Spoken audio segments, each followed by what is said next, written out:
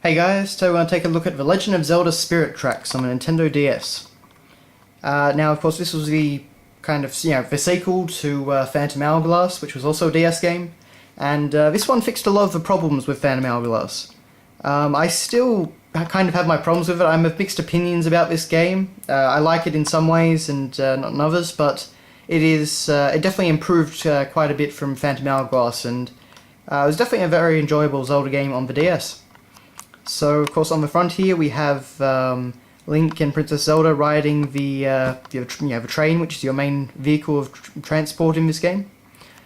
Of course, we have the Tower of, the Tower of the Gods or something like that in the background, as well as all the different regions. So we have the forest, the fire, the ice.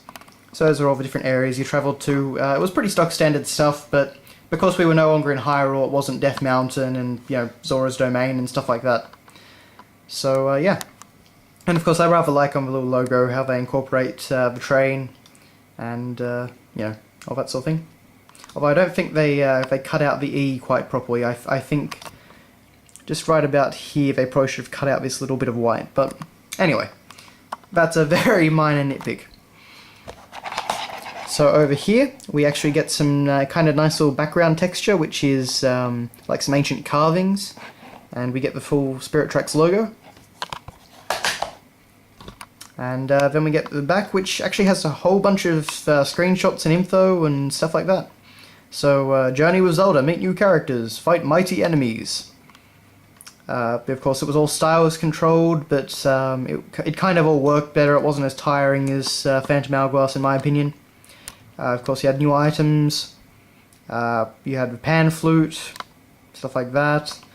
So it's actually a pretty jam-packed back cover, and up here of course we have some more of that little texture in the form of carvings in the back, so that's a very nice little touch. Inside we have our little cartridge, and it's just Link blowing on the pan flute with some more of that texture in the background and the logo.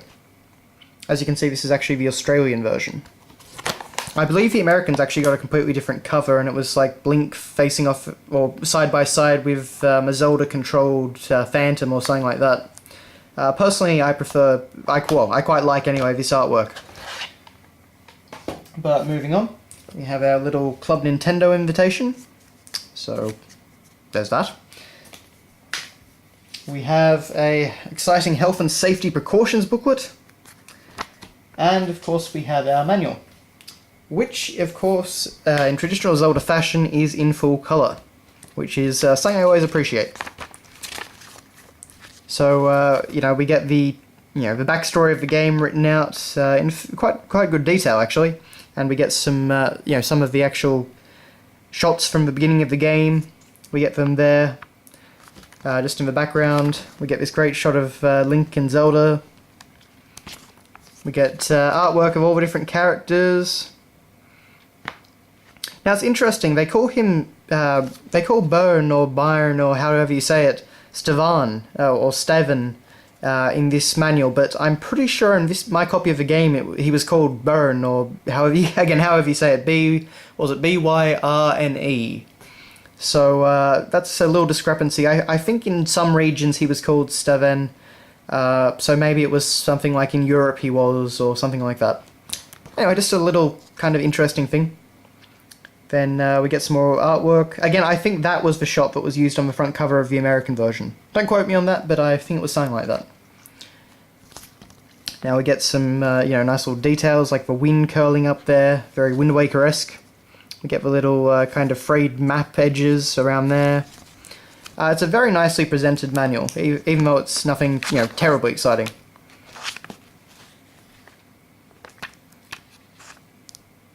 Lots of screenshots. Go over all the items using the train, multiplayer, etc., etc.